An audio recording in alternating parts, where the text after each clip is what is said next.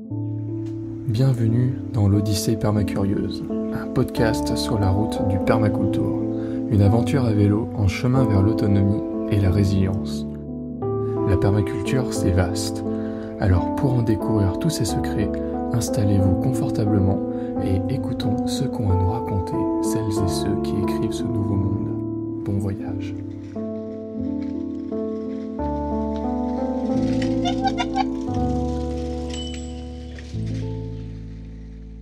J'ai quelque chose d'important à te dire. La vie est belle. Il faut commencer comme ça. Sinon, ça marche pas pour moi. Et après, ça vient. Est-ce que tu peux te présenter ? Waouh. Ben alors, je m'appelle Hervé. Donc, je suis franciscain et de plus en plus vagabond. Et j'erre de lieu en lieu, de route en route. Surtout pour accompagner des groupes d'agriculteurs, en fait, souvent un peu en difficulté, mais qui réfléchissent à une façon de construire un monde différent. Chacun part d'un peu là où il est, et on dit qu'on est dans un monde en transition, mais cette transition, tant qu'elle ne se vit pas dans des actes, c'est pas une transition. Ça reste une façon de penser. Voilà, et donc c'est cette façon d'incarner la transition, et surtout de là où on est, que c'est cette question qui m'intéresse en fait. Et c'est pour ça que je vais de lieu en lieu, rencontrer pas que des agriculteurs, et aussi, comme là cette semaine, on a rencontré tout un groupe extraordinaire, plus dans une énergie permaculture, tu vois. Et ça aussi, ça me nourrit en fait. C'est des échanges qu'il y a entre les différents lieux, les différents endroits qui m'intéressent. Et donc, je n'ai pas fait ça toute ma vie. D'ailleurs, je n'ai même pas été franciscain toute ma vie. C'est assez récent dans mon existence. Avant, j'ai fait de l'expérimentation pour des agriculteurs, mais on va dire pas le même type d'agriculteur, pas le même type d'agriculture. J'étais un spécialiste des productions hors sol, des cultures intensives de légumes, de fraises, de framboises également. Et puis, un beau jour, je me suis rendu compte que la vie est belle. et ça a bouleversé ma façon d'être au monde, jusqu'à me déstabiliser dans mes valeurs les plus profondes et même peut-être très ancrées, culturellement très ancrées en tout cas. D'être un ingénieur, d'être des choses, d'assumer une espèce de posture sociale. Et aujourd'hui, donc, c'est plus du tout cette posture sociale que j'essaie d'assumer, mais ce que j'ai gardé, c'est mon amitié, je pourrais même dire mon amour pour le monde agricole. Et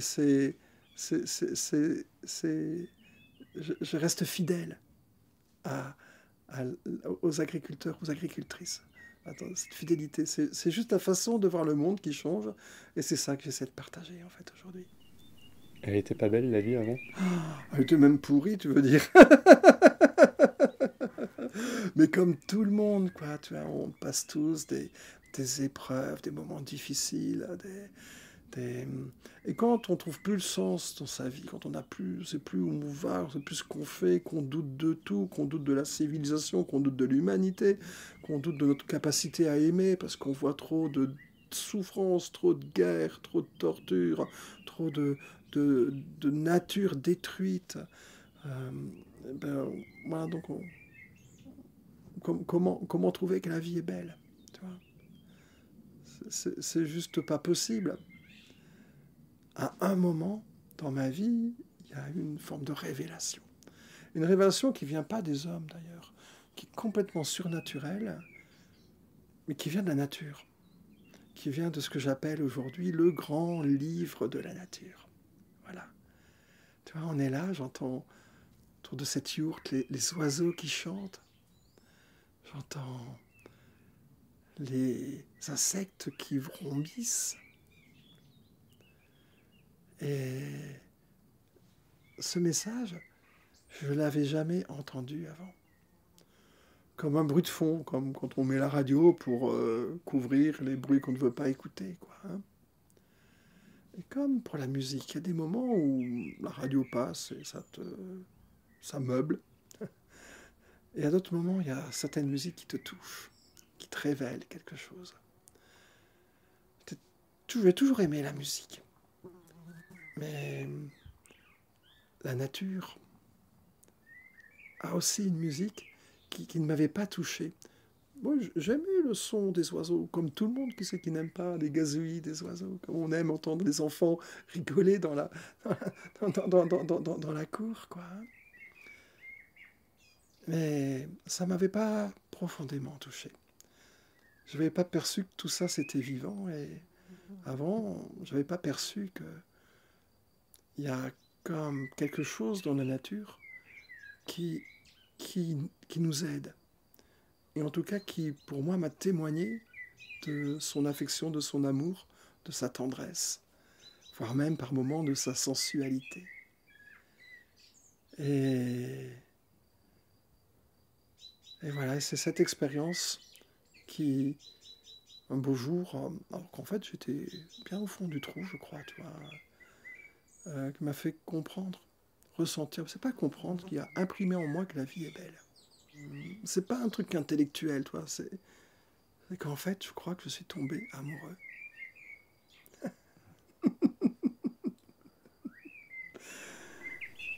Et comment t'as découvert tout ça, du coup? Qu'est-ce qui a fait le déclenchement quand même? Mais ouais, tu poses une question, genre, c'est super intime, comment est-ce que je suis tombé amoureux, Mais oui, c'est quoi, ça. voilà. Comment on tombe amoureux de la nature? À un moment, c'était marrant, c'était en Amazonie, c'était dans le regard d'un singe. Dans un regard, mais alors d'une bienveillance extraordinaire. Jamais personne ne m'a regardé comme ça. Une âme dans la nature, une âme... Enfin, c'est un truc qui dépasse complètement l'entendement. Avant, j'aurais dit que l'amour, c'est une espèce de conjonction de taux d'ocytocine dans le sang, tu vois, des hormones, des trucs et des machins, et puis, paf, une réaction chimique, physique, tactile. Mais là, il y avait quelque chose de tellement plus grand dans tout ça. Je ne sais pas ce qui fait qu'on tombe amoureux, mais on tombe amoureux. Et en fait, en tombant, quand tu es déjà au fond du trou, tu peux pas tomber bien bas. Ah là là. Et tu sais ce que j'ai trouvé au fond du trou, finalement? Là, tout au fond, eh bien, il y a la terre. Il y a de la terre, il y a de l'humus, il y a de la vie là-dedans, qui nous porte, qui nous supporte aussi par moments. Mais elle nous apporte en fait tout. La vie est un don. Tout ce qui est autour de nous, c'est un don, c'est donné, c'est fait pour être aimé. Et puis, comme je suis gourmand, toi, des formes d'amour sous toutes les formes. Cet amour, cette joie de la vie qui s'exprime, que les oiseaux expriment en permanence. As-tu conscience que tous ces chants d'oiseaux sont des chants d'amour? As-tu conscience que tous les crissements des insectes, toutes les cigales, tous les crapauds qui croassent, tous les moustiques, zzz, tout ça, ils émettent des bruits, c'est pas pour nous embêter, c'est juste pour dire « Coucou, la vie est belle, j'aime, je suis beau, viens me voir toutes ces choses-là. Et finalement, toi, dans la forêt vierge, c'était un peu ça, la révélation, c'est que tous ces bruits, tous ces singes, un singe avec des grosses canines, qui me regarde, un singe qui aurait dû me faire peur, ben, me témoignent d'amour. Et je me suis rendu compte que ce qui me faisait peur dans la vie, c'était l'amour. Et donc, je ne pouvais pas aimer la nature, vu que l'amour me faisait peur, quoi. Et je ne pouvais pas bien aimer même les autres humains, parce que cet amour me faisait peur, que je m'étais peut-être pris un petit peu trop de râteau, tu vois, ou trop de trahison, ou trop de personnes toxiques autour de moi. Mais voilà, mais la méfiance, la crainte et la peur... conditionnement à la peur aussi, je crois, dans notre civilisation. Hein. Quand tu écoutes des informations, c'est pas pour te parler d'amour. et qu'en fait, les vraies actualités, toi, la petite fauvette là, qui chante, elles sont là, les actualités. Elle dit « Coucou, regardez comme je suis belle !» Et ce qui est marrant, c'est qu'elle nous suit Depuis 5 jours qu'on est là, elle nous suit. Et quand on est là, elle est là. Et quand on va là-bas, elle nous suit. Elle a quelque chose à nous raconter, toi. Mais pourquoi elle nous suit, elle, et pas les autres? Parce que tu as remarqué, elle a comme une espèce de grésillement dans la voix, qui n'est pas commun dans leur chant. Tu vois. Donc c'est bien tout le temps la même. À quel moment tu as découvert la permaculture, du coup? Alors, ça c'est bizarre aussi. C'est avant toutes ces histoires de franciscains, de nature et tout ça. Dans mon travail d'agronome, dans mes expérimentations que je menais, à un moment, je travaillais sur une maladie du framboisier, enfin une maladie un peu compliquée qui s'appelle le Phytophthora, et pour lesquels il y avait des chercheurs qui bossaient depuis 30 ans sur ce sujet, sans trouver de réelle solution. Tout le temps, des échecs, échecs, échecs. Et finalement, on est arrivé à un stade où la seule façon de cultiver des framboisiers, c'était de les faire en hors-sol, loin de la terre. Parce que la terre devenait toxique pour les framboisiers.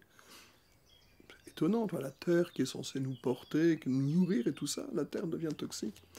Et bon, ça m'étonnait quand même un petit peu, parce que, comme une espèce de croyance que la terre pouvait pas être négative, mais la terre devenait mortelle pour les framboisiers. Et donc, avec un collègue de l'époque, on était parti dans différents pays pour essayer de voir ce que d'autres chercheurs pouvaient faire par rapport à ce problème. Et on est tombé sur un gars en Allemagne qui dit, mais c'est pas un problème, le Phytophthora. Hein, le Phytophthora, c'est juste la conséquence de ce qu'on fait mal. Hein, c'est pas un problème. C'est une espèce de symptôme qui vient à la fin quand on a tout faux. Et qu'est-ce qu'on a tout faux? Peut-être que les framboisiers, ils ont besoin de vivre dans un milieu différent que celui qu'on leur proposait dans nos champs. Voilà. Et donc après, j'ai commencé à aller observer en Haute-Corrèze, sur le plateau de Millevaches. On disait que le Phytophthora arrivait quand les sols étaient très humides. Il y avait des framboisiers qui poussaient dans des tourbières, les pieds dans l'eau. Pas l'humidité, hein. Alors, je m'étais tout de suite dit que s'ils sont plus rustiques, donc j'ai commencé à rentrer dans nos collections des framboisiers sauvages que je mettais en hors-sol, mais qui mouraient instantanément. On était dans les pots et 3-4 jours après, ils étaient tout flagada et une semaine après, ils étaient morts. Du Phytophthora. Et alors que donc ils n'étaient pas plus résistants. Bien après, j'ai compris que les plantes que l'on cultive sont bien plus résistantes que les plantes sauvages, parce que justement, on les sort de leurs conditions optimales de développement, et l'agriculture, c'est ça, c'est arriver à cultiver de la tomate en dehors du Pérou, de la Bolivie, quoi, hein, et de cultiver des pommes de terre en dehors de la cordillère des Andes, de cultiver tous les fruits, tous les légumes qu'on a en dehors de leur zone d'origine. Et donc, les plantes cultivées sont beaucoup plus résistantes, donc ce n'est pas une histoire de résistance de nos framboisiers anciens. C'était quoi alors? Et c'est là où, parce que je travaillais aussi sur un autre sujet, de mycorhizes autour des truffes, que j'ai eu l'idée de regarder les racines des framboisiers et de me rendre compte qu'il y avait plein de mycorhizes dessus dans ces framboisiers sauvages. Et donc avec Marie-Claude Lemoine, une chercheuse extraordinaire qui, à l'époque, bossait à l'INRA de Dijon, qui étudiait ces trucs-là et qui mettait au point des espèces d'inoculums pour mettre sur les framboisiers, sur les fraisiers, sur des tas de choses. Et donc on essayait de mettre en relation mycorhize des framboisiers avec un champignon qui était son petit chouchou, le glomus. et puis ça marchait pas non plus, quoi, parce qu'on n'avait pas encore compris que un champignon mycorhizien, il n'est pas accroché qu'à une seule plante. Il est dans un réseau de plein de plantes. Et quand il y a d'autres plantes à côté, là, le lien commence à s'opérer et les plantes prennent soin les unes des autres par l'interposition des champignons. Et ce que j'ai appris, mais même très très récemment, que je n'avais pas compris à l'époque, c'est que comme on cultivait du trèfle, des légumineuses, en même temps que nos framboisiers, et que vraisemblablement légumineuses et framboisiers, qui sont tous les deux mycorhizables, donc connectables à ce même champignon qui est le glomus, que quand les légumineuses font leur nodosité, elles émettent de l'acide salicylique, donc une matière qui soigne, un antioxydant qui empêche en fait le développement du Phytophthora. Il y avait aussi toute la théorie selon laquelle, quand il y avait plein de mycorhizes, ça occupait l'espace par un autre champignon, et donc pas le Phytophthora. Et toutes les pièces du puzzle ont commencé à se mettre en place. Alors bon, aussi peut-être qu'il y a encore d'autres plantes qui peuvent aller. Mais ensuite, en explorant toujours les framboiseraies sauvages du plateau de Millevaches, en Corrèze, on a découvert qu'il y avait aussi des sureaux dedans. Alors, que les sureaux étaient bien mycorhizés avec les mêmes champignons. Donc, on a commencé à introduire des sureaux autour de nos cultures. Et là, on s'est rendu compte qu'il y avait des petits pucerons sur le sureau, juste avant les pucerons du framboisier. Et comme il y avait ces pucerons qui étaient là juste avant, il y avait déjà des cirphes, il y avait déjà des tas d'auxiliaires qui commençaient à arriver. Et puis, on avait de moins en moins de pucerons sur nos framboisiers. Hein. Et ainsi de suite. Et puis, plus on mettait de plantes, plus il y avait une forme de résilience, hein, de fait qu'il y avait de moins en moins de maladies, en fait, sur les framboisiers. Et donc, ma démarche, c'était ce que j'appelais à l'époque, et ce que l'agronomie appelle de la biodiversité fonctionnelle, c'est de remplacer toutes les fonctions qui manquent dans une culture par des fonctions biologiques quand on ne peut pas utiliser des fonctions chimiques qui les remplacent. Et donc, on rajoute des plantes, on rajoute des couverts végétaux, on rajoute différents types de matières organiques pour créer remettre de fonctionnalité dans nos cultures. Et puis, voilà, je faisais juste ça. Et puis, un jour, on organise des journées portes ouvertes, et puis il y a plein de monde qui arrive. Tous des jeunes, tu sais, avec des dreadlocks, avec un public qui n'était pas le public habituel de nos stations expérimentales, très sérieuses, de monde agricole, tu vois. Public un peu bizarre, et puis ils parlaient tous de permaculture, quoi. Je crois à la permaculture, j'avais jamais entendu parler de ces trucs-là. Et puis ça dure 1 an, 2 ans, la deuxième année, tu as une espèce d'amplification, où je continuais à parler de ma biodiversité fonctionnelle, et puis il y a plein de gens qui venaient voir. Parce que c'était sur des petits fruits, tu vois, et en permaculture, verger, maraîchage, petits fruits, ça a une composante intéressante. En plus, sans le savoir, on cultivait sur butte, tu vois, hein, parce que on avait fait des buttes, c'est parce que les framboisiers, comme ils étaient dans l'eau, ça donnait le phytophthora, donc on a voulu les surélever. Et on faisait de la culture sur butte en mettant de la sciure de bois. C'est là que j'ai appris que tout le monde appelait ça pas de la sciure, on appelait ça de la sciure, c'était du BRF. Je découvre le mot BRF, ils m'apprennent qu'il y a des Canadiens qui bossent là-dessus, qu'il y a des bouquins qui sont écrits par une personne qui habite dans le Lot, donc juste à côté de chez moi, qui écrit des choses, moi je découvre des tas de trucs, et dans mon réseau de chercheurs, de scientifiques, je connaissais pas tous ces gens-là, quoi, toi, Et puis un beau jour, il y a un stage de permaculture qui est organisé dans le Lot, à quelques kilomètres de chez moi, avec Steve Reed. Et puis, c'était rigolo d'ailleurs, parce que 10 jours de stage, tu vois. Alors, on a droit à 10 jours de formation, mais mon patron, il me disait, 10 jours, tu vas pas t'absenter 10 jours. Mais je dis, bon, si je le prends sur mes vacances, mais ça va coûter cher, tu sais. Les formations pour les ingénieurs, les formations professionnelles, c'était souvent des trucs à 1000, 1200 euros la journée. Donc, 10 jours, ils voyaient le budget pas possible. Et Steve, il demande 400 euros, quoi, tu vois. Les frais de déplacement que j'avais pour aller là-bas, ils couvraient les frais de déplacement pour l'hébergement et la formation, hein, que mon employeur me donnait juste pour aller de Brive dans le Lot, c'était déjà plus cher. Enfin, je gagnais plus d'argent que ce que coûtait cette formation-là. Ce qui fait que je n'ai pas présenté de facture à mon employeur parce que tout était déjà payé. Alors, donc, comme je dis que voilà, les week-ends, je les prenais pour moi, j'avais des tas de jours de congés en retard, donc je les ai mis là-dedans, et j'ai fait les 10 jours de permaculture avec Steve.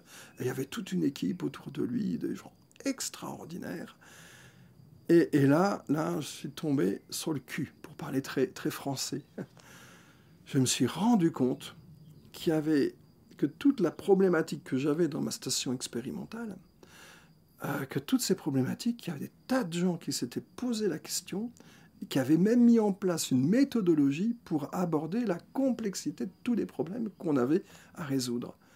Et c'est là que je me suis rendu compte que moi j'essayais de résoudre les problèmes les uns après les autres, alors qu'en fait, en essayant de résoudre tout ensemble,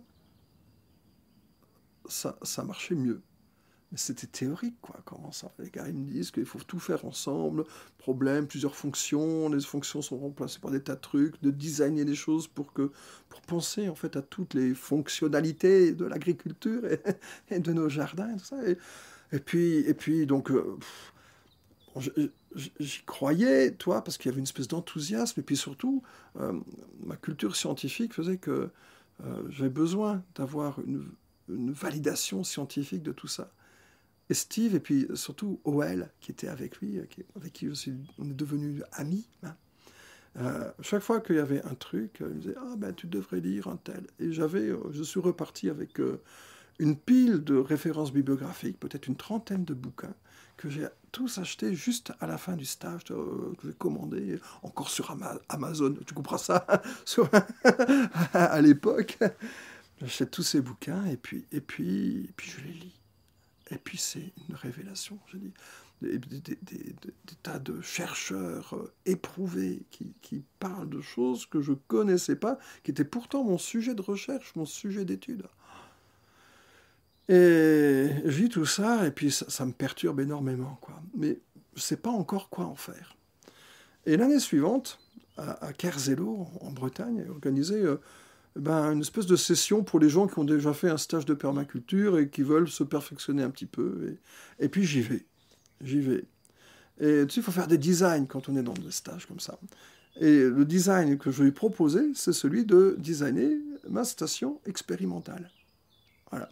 Il dit, voilà, nos objectifs, c'est on a à résoudre un certain nombre de questions, et je venais juste d'écrire mon programme de recherche pour les 5 années à venir. Donc mes objectifs étaient très clairs. Je veux répondre à cette question, à cette question, à cette question, à cette question, à cette question. Avec toutes les questions que la profession agricole me demandait, avec la méthode que j'utilisais auparavant, c'était 10 ans de recherche. C'est cool, ça fait 10 ans de travail, et tant qu'il y a des crédits qui arrivent pour financer la recherche, c'est tout bon, quoi. Mais alors, dans le dispositif, on prévoit toujours des petites zones sur lesquelles on ne définit pas un programme de recherche pour justement essayer des choses qui arrivent au dernier moment ou répondre à des questions d'actualité. Et donc, il me restait un petit peu de place. Et je me suis dit, sur ce petit peu de place, toi, c'était pas grand, c'était de l'ordre de 300 mètres carrés. Hein. Ce truc-là, on va le designer pour essayer de répondre à toutes les problématiques simultanément et en même temps. Et donc, 300 mètres carrés sur presque 1 hectare, c'était vraiment une surface minuscule, mais avec une réflexion derrière, qui est celle du design en permaculture, en fait. Une réflexion qui, en 2 ans, me résout tous mes problèmes, sans apporter d'explication, sur la façon dont ça s'est résolu, hein, que tel mycorhize, tel champignon, tel insecte, telle petite bestiole qui vient, je ne savais pas ce qui s'était passé. Mais sur ces 300 mètres carrés, il n'y avait plus de problème, et le rendement en framboise de ce secteur-là avait commencé à dépasser tous les autres secteurs de toutes nos façons d'expérimenter, des façons de cultiver de la framboise en 2 ans. C'est l'efficacité du truc. Ça m'a... Et donc à partir de là, je suis devenu un passionné de permaculture. Chaque fois, j'ai essayé de lire tout ce qu'il y a pu s'écrire. À l'époque, il n'y avait pas encore tous les guides de jardinage en permaculture, faire sa spirale en permaculture, faire sa butte en permaculture. C'était tous les gens, tous les scientifiques, en fait, qui au départ, et toutes les sources qui avaient été utilisées pour concevoir la permaculture, qui ont débouché sur plein de courants d'analyse qu'on appelle systémiques, globales. Hein, et toutes ces choses-là, en fait, se sont révélées à mes yeux, et donc je suis devenu passionné de ces questions-là. Hein. C'est après, de devenir passionné de ces questions-là, en fait, c'est après ça que je suis tombé amoureux de la nature. Et c'est après ça que, moi qui vais toujours lutter contre, ou au mieux rajouter quelques fonctionnalités biologiques dans mes cultures, au mieux ça, mais de faire compte, je dis, mais non, il faut que je fasse avec, avec. Et puis toute cette nature, en fait, comment expliquer à un conseil d'administration que la nature nous aime, alors qu'en permanence, on a toujours sorti la grosse artillerie pour lutter contre les pucerons, contre des trucs comme ça. J'arrivais plus, et c'est aussi pour ça qu'au bout d'un moment, j'ai pu trouver la force dans mon métier d'essayer de convaincre les gens qu'on pouvait faire différemment. Et c'est là où j'ai pris mon baluchon et puis je me suis dit, bon, bah, on va faire différemment et je vais essayer d'incarner ça. Et avec les quelques producteurs qui étaient prêts à tenter l'expérience, eh ben, j'ai commencé à une autre vie et de mettre toutes ces connaissances, tous mes savoirs et tous mes savoirs d'avant qui sont en fait fondamentaux pour arriver à transformer un système à un autre. Quand on sait bien d'où on vient, c'est plus facile à le transformer en autre chose, tu vois.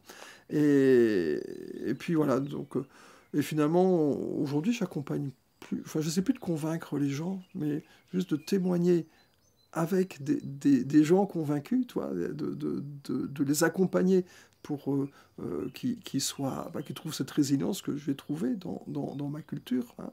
Et puis ensuite, voilà, en fait, aujourd'hui, mon job, c'est dans cet accompagnement, parce qu'en fait, il y a plein de merveilleuses idées.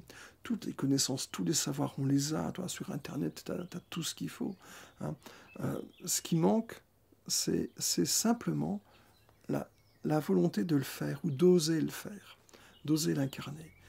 Beaucoup se présentent encore en espèce de donneur de leçons. Il faudrait faire comme ça, mais pourquoi tu fais comme ça? Mais l'incarner, et pour l'incarner, en fait, on n'est pas obligé d'être bac plus 12 pour le faire. Tout le monde a une immense légitimité à parler de ce qu'il fait.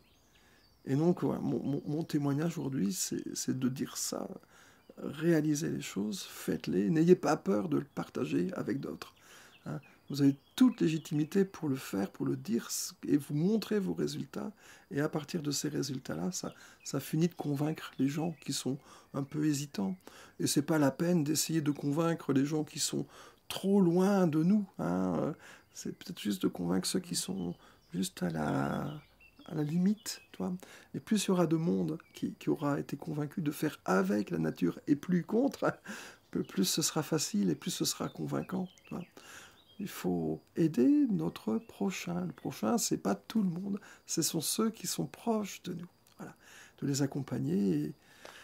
Et pour beaucoup, c'est simplement de faire confiance, en fait. Et dans le langage chrétien, dire du bien, c'est bénir. Voilà. Et donc je bénis les gens, mais à ma façon, en disant du bien de ce qu'ils font, en témoignant bien sûr auprès d'eux, mais en témoignant aussi plus largement autour des autres personnes.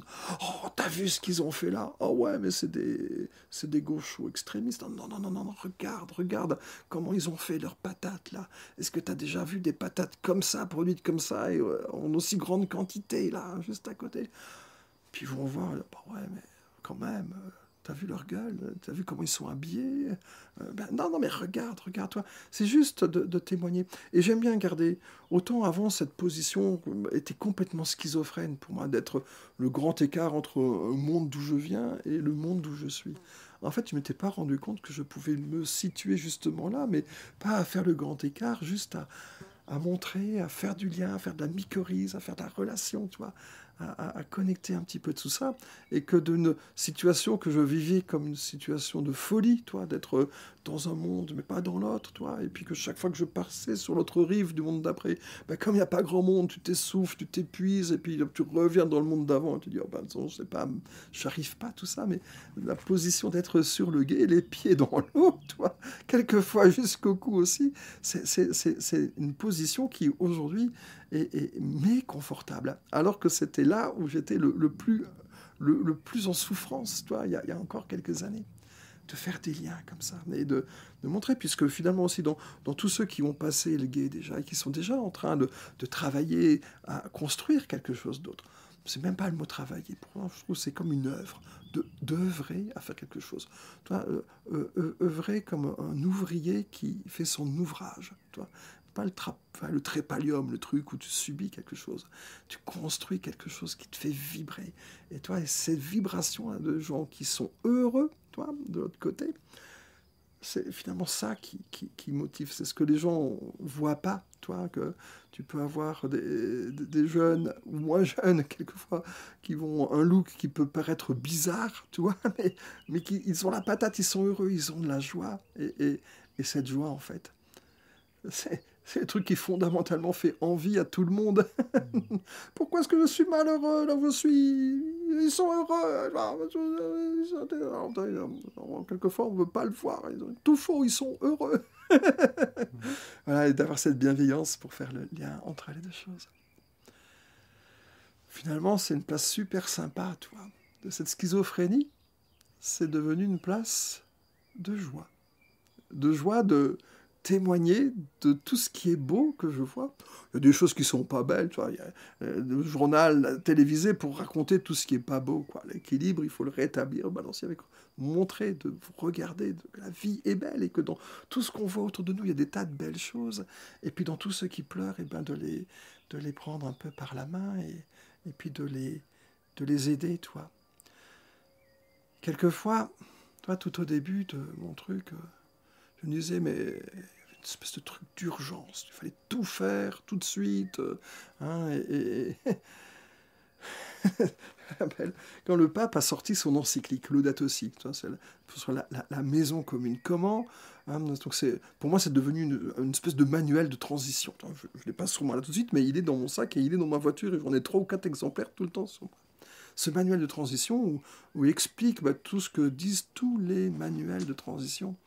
Et quand le pape a sorti son truc, moi j'étais tout content. Toi, le gars que certains appelaient le pervers, toi, le pervers. J'avais ma feuille de route. Ah non, c'est le pape qui le dit, toi. C'est plus une lubie que j'ai. Il faut le faire. Et donc avec un de mes frères, on a organisé plein de trucs, des tas de conférences, des tas de réunions pour rassembler tout le monde à venir voir comme la vie est belle, quoi. Finalement, dans ce monde, à construire un monde dans lequel, pour pas le louper, on voulait juste s'assurer qu'il y ait plein d'amour dedans, quoi. Tu vois. Et puis donc, la communauté où je suis, il y a plein de monde qui vient, plein de gens qui viennent à la messe, des trucs comme ça. Et puis, tous les gens, donc, à un moment donné, il faut travailler, il faut faire quelque chose. Et donc, on avait, à la sortie de la messe, mis des grands panneaux où tout le monde devait marquer le groupe qui voulait travailler sur l'énergie, le groupe qui voulait voir ce qu'il pouvait faire sur la consommation, sur la pollution, plein de thèmes. Il y avait 5 ou 6 thèmes comme ça qu'on avait définis. Et puis, à la sortie de la messe, il y a tous les gens qui devaient s'inscrire pour faire quelque chose, quoi. Et puis tous les gens, ils sont sortis, et puis « Oh, c'est bien ce que vous faites, oh, c'est bien ce que vous faites ». Enfin, il y avait 200 personnes dans l'église, aucun nom sur les tableaux. Et avec mon frère Eric, on avait bossé comme des fous pour faire que les gens se posent un peu quelques questions. Ils ont tous trouvé que c'était très bien, tu vois, mais personne était prêt à faire quelque chose. Et tout à la fin, à la fumée des cierges, il y a un petit pépé, une petite mémé qui sont sortis, et la petite mémé, elle me dit « Ah, c'est bien ce que vous faites. » Je dis encore « Qu'est-ce qu'elle est en train de nous raconter ?» Et elle dit « Moi, j'aimerais faire quelque chose. » « Oh, faire quelque chose. C'est trop content. Quoi ?» Et elle me dit « J'aimerais acheter une dinde chez un petit producteur pour Noël. » Tu vois, des mois de travail pour une dinde. Tu vois, mais j'étais vert de rage. Tu vois, tout ce truc pour une dinde. Mais avec le temps, tu vois, 3-4 mois après, cette dinde de Noël, la petite mémé, j'ai dû lui filer une brochure avec des producteurs fermiers de la map du coin pour qu'elle trouve sa dinde, quoi. Cette dinde, ce truc ridicule, c'était le premier pas de toute notre communauté. Et toi, un gamin qui fait un premier pas, jamais on l'engueule parce que c'est pas un marathonien. Et bien au contraire, tout le monde est là maintenant, on en fait des photos, tout Facebook et tout le monde est au courant, toi, et puis on est heureux de partager ça. Et puis le gamin surtout, on l'encourage, on le tient par la main, on le félicite. Moi, cette vieille dame, j'aurais dû la prendre par la main, aller avec elle, même lui offrir la dinde, toi, et qu'elle aurait partagé ça avec sa famille, et ils auraient été heureux, toi. Et c'était le premier pas, et je suis passé à côté du premier pas. Et là, il y a quelque chose sur lequel, justement, on peut avoir peur de se planter là-dessus. Mais juste de prendre toutes ces petites choses, quelquefois ridicules, que les gens font pour la transition, mais vraiment de les accueillir comme des premiers pas. Comme des gamins qui ont encore besoin d'être un petit peu soutenus, pris par la main pour continuer d'avancer, tu vois. Mais là aussi, de les bénir, de dire du bien, de témoigner. Ah, regardez, ils font un pas qui est merveilleux, tu vois, même si c'est ridicule. Toute expérience, tout changement commence par des premiers pas. Et je me demande si les premiers pas, c'est peut-être pas des grandes choses, quoi, finalement. C'est peut-être des choses minuscules. Une dinde. Même pas végane. mais un truc minuscule. Et que c'est ça qu'il faut montrer aux gens. Oh, c'est beau, c'est bien, tu vois, pour qu'ils aient envie de continuer ce chemin. Et quand le guet devient un peu compliqué, quand le courant est trop fort et qu'on risque de se casser la figure dans tous les pas qu'on veut faire, ben c'est juste là qu'il faut essayer d'être, dans cette place qui est pourtant tellement inconfortable d'être ni d'un côté, ni tout à fait de l'autre, tu vois. Mais voilà, alors comment je me nourris finalement, comment ma joie demeure, comment notre joie demeure, tu vois. Eh bien, c'est simplement en respirant, d'aller s'inspirer de toute la beauté du monde, pour ensuite, quelquefois même en apnée, aller là où le monde est peut-être moins beau, mais dans lesquels il y a les germes de toute cette vie et de toute cette beauté. Et de ces petits germes que l'on voit naître, de les accueillir et de les aider par eux-mêmes à avancer sur le gué, à ne pas perdre l'équilibre et à eux aussi peut-être arriver à trouver un beau jour que la vie est belle. Mais tu vois, l'enjeu de tout ça, je crois que c'est pas la transition. L'enjeu de tout ça, c'est l'amour. Juste d'essayer de là où on est, de s'aimer, d'apprendre à s'aimer.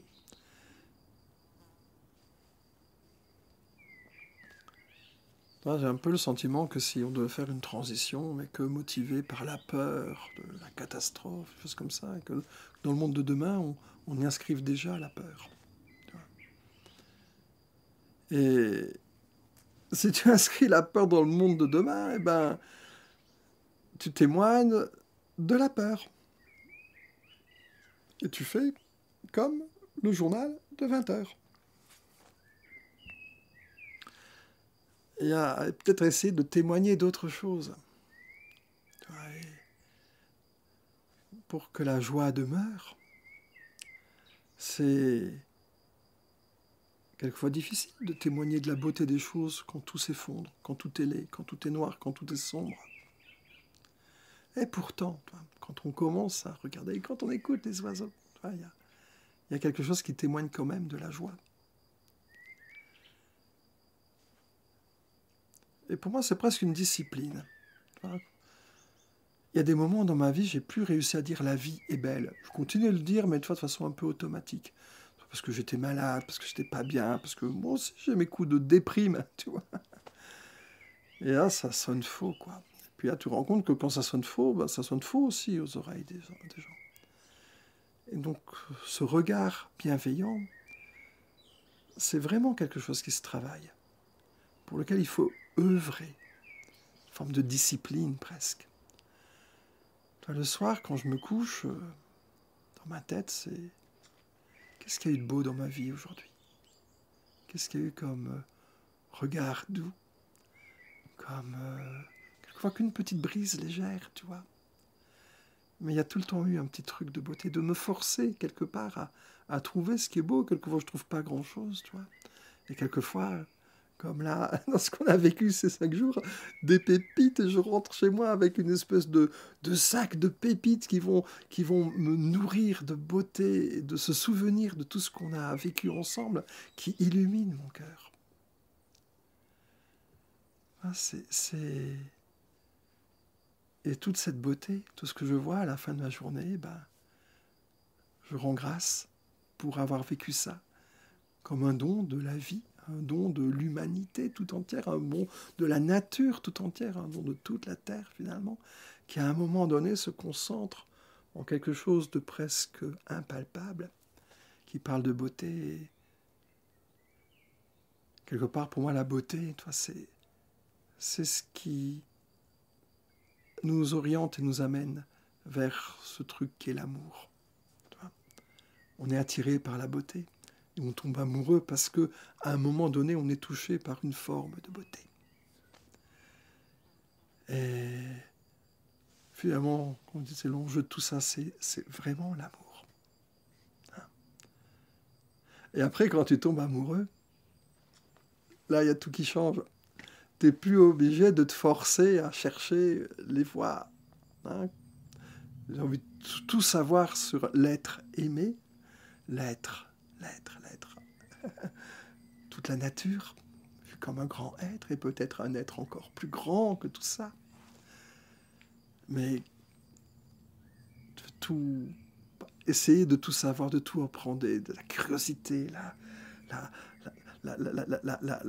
les palpitations. J'ai souvent des papillons dans le cœur, comme ça. C'est presque des moments de transe par moment.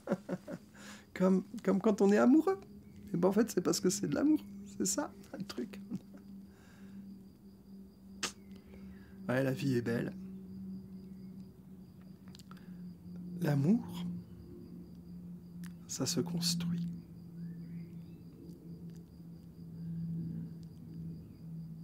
Et notre passage sur Terre. Est-ce que c'est de devenir ingénieur? Est-ce que c'est d'être... c'est quoi un passage sur Terre? Est-ce que c'est de fonder une famille? Est-ce que c'est de parcourir le monde? Est-ce que c'est... Ça peut être tout ça à la fois.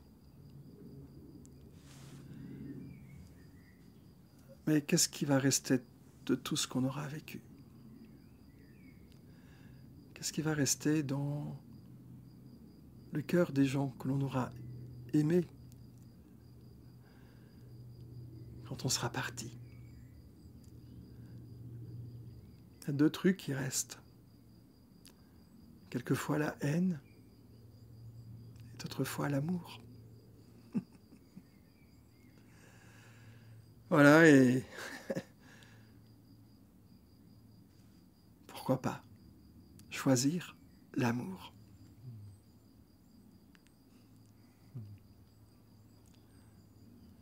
Mais finalement, la beauté, chaque fois que j'hésite entre deux chemins, plutôt là ou plutôt là, eh bien je prends la voie la plus belle, celle que mon cœur ressent comme étant la plus belle. C'est pas la voie la plus juste, c'est la voie la plus belle. Si chacun suivait ce qu'il a sur son cœur ou dans son cœur, on aurait plein de façons différentes de témoigner de notre amour, de l'amour du monde et finalement de l'amour universel, fait de toute forme d'individualité qui aime différemment et qui fait que tout le monde peut être aimé. On n'est pas obligé d'aimer tout le monde. Mais si tout le monde aime au moins une personne, eh bien, on va dire deux. Comme ça, toi, ça fait forcément réseau. Si tu n'aimes qu'une personne, tu peux te replier sur une espèce de couple. Mais si chacun aime quelqu'un, qui aime quelqu'un, qui aime quelqu'un, qui aime quelqu'un, qui aime quelqu'un, finalement, tout le monde est aimé. Et on n'est pas obligé d'aimer tout le monde. Hein. Il y a des gens qui peuvent être toxiques pour nous, mais qui peuvent être très aimants pour d'autres. Tu vois. Et c'est finalement pas une nécessité de devoir aimer tout le monde. Mais d'aimer et de chercher à aimer. Je crois que c'est les aborigènes en Australie qui disent ça. Ils disent que on arrive sur Terre, un beau jour, on naît, et ensuite on apprend sur le chemin. On apprend. Et on apprend quoi? On apprend à aimer. Et un beau jour, on revient vers les siens et on leur apprend comment on a aimé. Et un beau jour, on rentre à la maison. Cette maison cosmique.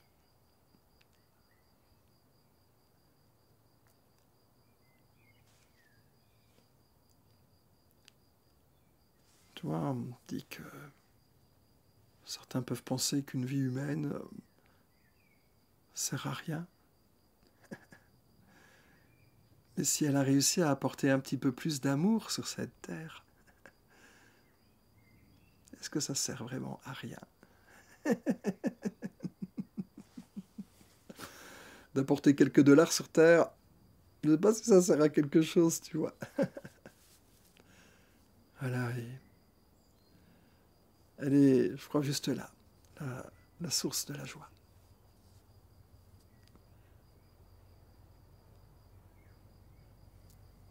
Ouais, mais la vie est belle.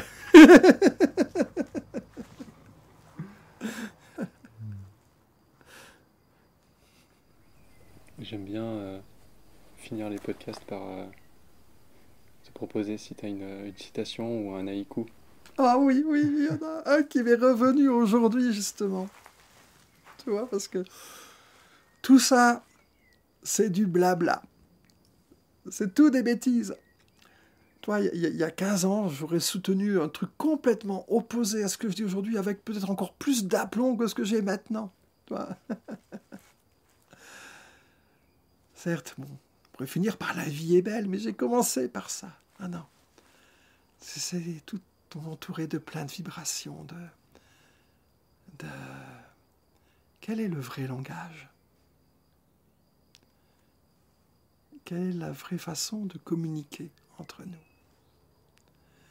Et il y a un haïku qui a été traduit par Guy Evic, que je trouve très très beau, et qui est: comme la musique, ne rien dire, mais autant.